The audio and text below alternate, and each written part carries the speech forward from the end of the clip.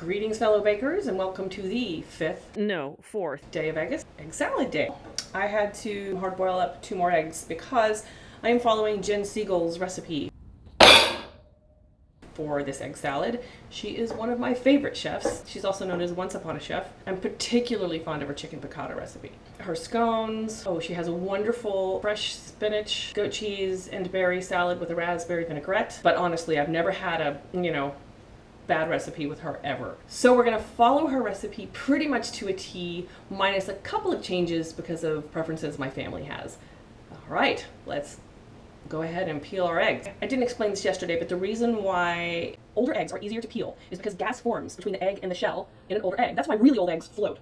When you hard boil an older egg, that gas makes a little gap, and so peeling off the shell is way easier. Do you guys remember that movie Angel Heart where Robert De Niro was sitting in the cafe, doing his devil thing, and he had his devil manicure going on, and Mickey Rourke comes in and he's gonna peel and then eat this hard-boiled egg, and he says something about an egg being analogous to a soul. The egg is the symbol of the soul. Did you know that? I don't even know, but that movie was very popular when I was in high school, and wow, that scene was so interesting to me. But he's actually doing a good method for peeling a hard-boiled egg. So he's sitting there and he's whacking the egg. This is one of the fresher eggs. Okay. And then he rolls it with his hand very dramatically on a plate.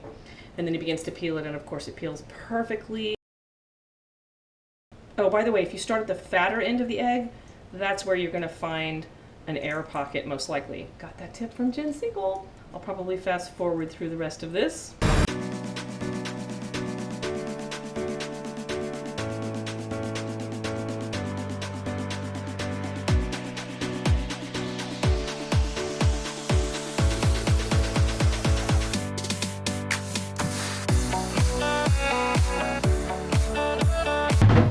I'm gonna have to get my hard-boiled egg game down before I make deviled eggs for August, because that is one ugly egg. So for the sauce, if you will, part of the egg salad, Jen's recipe calls for a 1/4 cup of mayo. This is Kewpie mayo. I love Kewpie mayo. 1/4 cup of mayo into the bowl. I like to watch Chef Reacts. That dude is hilarious. My brother turned me onto his channel, but he makes fun of people when they have a lot of bowls, and man, I love my bowls. I have amassed quite a few stainless steel bowls, mostly from secondhand stores. One time I lucked into a batch of 5 or 6 of them all stacked together, but they're various shapes and sizes. It's pretty cool. Let's see, so 1/4 cup mayo, 2 teaspoons of Dijon. The egg is the symbol of the soul. Did you know that? 1½ teaspoons of vinegar and 1/4 teaspoon of Worcestershire. So I put those together in this little bowl. I measured them earlier. They're just gonna go in like that. The vinegar I like is the champagne vinegar. It is really, really, really good vinegar. Okay, 1/4 teaspoon salt, 1/8 teaspoon of pepper. This was a Christmas present from my husband. It is a pepper cannon. It's the most amazing pepper mill I've ever had in my life. I have it on super fine right now. Super fine. It grinds from very, very coarse to very, very fine with ease. 1/2 teaspoon sugar. Boop. Okay, what next? A tablespoon of parsley. I chopped this up earlier. A 1/4 cup of finely chopped celery. I chopped this earlier as well. It was more like 1/3 cup, so I'm just going with it. I like celery anyway. And then the last thing that Jen calls for is 3 tablespoons of finely chopped scallions. My spouse does not like raw onion of any type. So instead, I'm gonna put in a teaspoon of these. This is a throwback to my childhood. My mother put these in everything. They're kind of crunchy. It's freeze-dried minced onions. So they'll give that oniony flavor without the bite of a raw onion.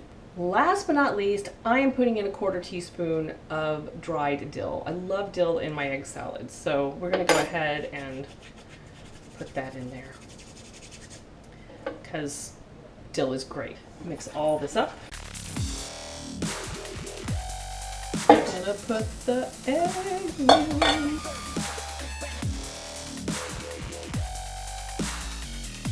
Let's give this a taste. You know what? I'm gonna add one more thing. Some people like to put paprika in their egg salad. In this house, we are huge fans of Cholula.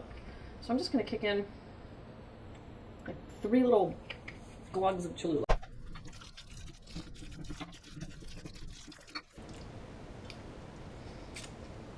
Yeah, that hits the spot. That's just right. We're gonna put that in the fridge, let it get nice and cold while we finish our recipe. Let's assemble dinner. Tonight is going to be egg salad tartines.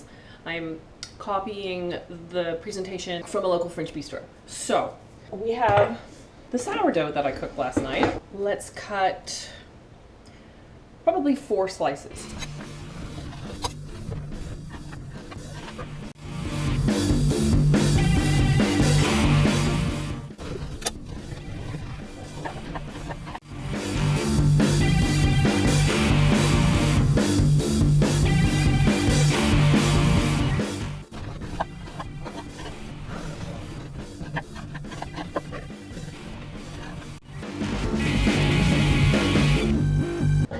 One of the things that the local bistro does is they will sometimes serve a slice of avocado with their egg salad sandwich. I thought that sounded delicious, so I'm going to do that as well.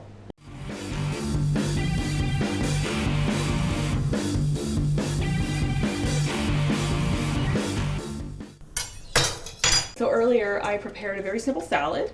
This is just romaine lettuce and tomatoes. I'm going to put on it a little glug of sherry vinegar. I fell in love with this several years ago when I was traveling in Galicia. Dribble on some sherry vinegar. It's very pedestrian olive oil. I am sure it is still good. Just a little bit. There we go. Salt. Coarse ground pepper. Let's turn that all the way to the coarse side.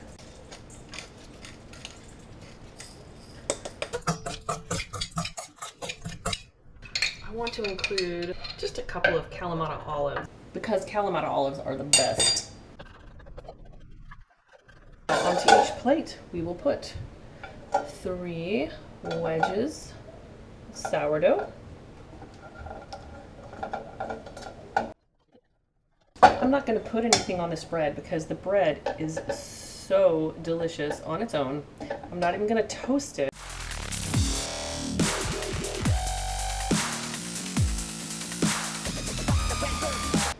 Okay, last but not least, onto each plate, we will put some cucumber,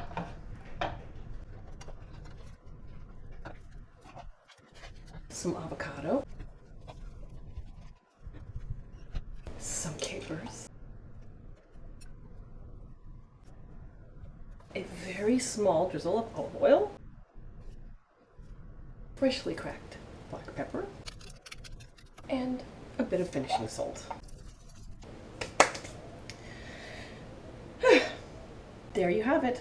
Fresh egg salad tartines with a side salad and avocado. Bon appetit!